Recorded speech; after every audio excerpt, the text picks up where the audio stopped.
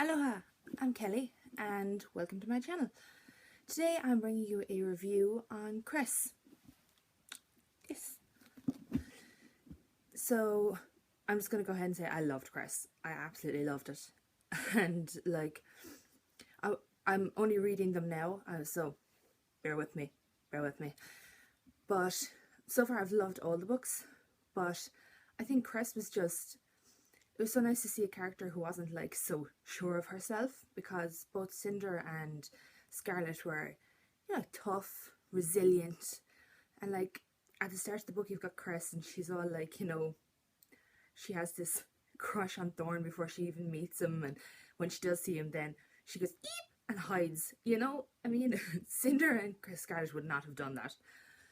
But I do like the progression of her character throughout the book, because as I said, she does start off this meek, she doesn't know what to do, and then when she's on Earth she's overwhelmed by everything. She's like, everything is beautiful, everything is amazing. And although there is like this nice point as well where even though bad things happen to her when she's on Earth, she still manages to keep this bubbliness, or this, not naivety, but she isn't destroyed by the experiences. And I think that's nice to see as well, that it's not, you don't have to be pessimistic or anything like that. You can still be bubbly and happy in the real world, even though bad shit is happening. But yeah, her relationship with Thorn, well, I say relationship, she kind of idealized him before she met him, because she had read all about his character and what he'd done, and she thought he'd done all these things to be nice, and then it turned out he was just self-serving the whole time, and it was like her perspective of him was being shattered, and you're just like, poor Cress. Thorn, I don't know, because he starts out, like, even in the other books, you're just like, well, in the other book, really, he only appears in Scarlet, but you're like, I just want to slap you. He's so cocky, and he thinks he's great, and you're just like, you need to be slapped down a few pegs. And then, spoiler alert, although, if you've read the actual fairy tale of Rapunzel, it's not a spoiler, you expect it to happen probably, but he ends up blind for most of the book, and he has to rely on Cress. And it's interesting to see some fella who was so, I can do anything I want, I'm my own man, I don't need anybody else, kind of thing, which is what I kind of got from him. But then he suddenly, had to rely on this woman that he'd only just met.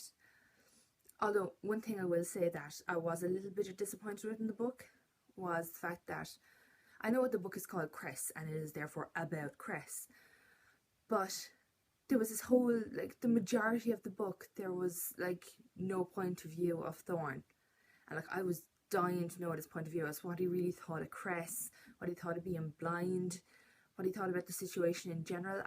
There were so many points where I was like, I'd love to know right here what Thorn was thinking, and like, you didn't get it, you got it towards the end, and like, I suppose then you did kind of, but I don't know, I think that the kind of missed opportunity there, just to round it out or something. But just not to say I didn't like the book. I absolutely loved the book. I finished it and I was immediately like, why don't I possess Winter? So yeah, that's exactly what you want a good book to do to you in a series. You immediately want to want the next series. I did enjoy when Cress met the rest of the crew, when she finally met Cinder and like Wolf, and although Wolf of course was hopped up on painkillers and anesthetic and basically injections of go sleepy bye bye, because of Scarlet's kidnapping by the Lunars. Oh my god. And you got Scarlet's perspective, and I was like, oh my god, this child she's with is a psychopath, an honest to god psychopath. But I don't know, I like as well, and that's what I'm looking forward to in the next book now as well. I'm looking forward to seeing like, how did they get Scarlet back and what's going to happen. And I suppose that was a great way to introduce Winter as well, because now she's Winter's pet. And I just really liked the book. I mean, I was reading it, and like I didn't just read it, I devoured it.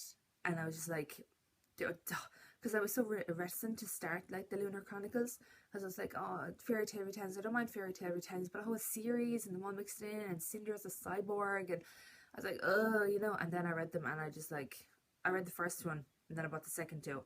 Don't ask me why I didn't buy the last one when I bought the second two, but I have the short stories now as well. They're up there.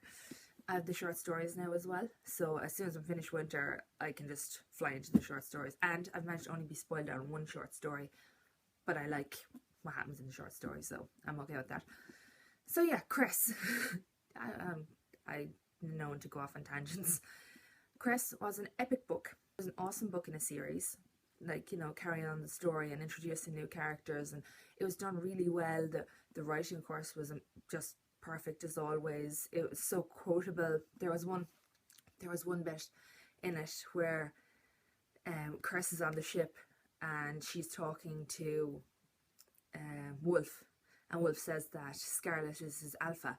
Of course, he means like the alpha of a pack, and Cress says, "Oh, you mean like the star?" And they're talking about how the star, the alpha star in a constellation, is the brightest star, and she thought that he meant that Scarlet was his brightest star, and he says, "Yeah, like that." And I'm like, oh, my heart is breaking.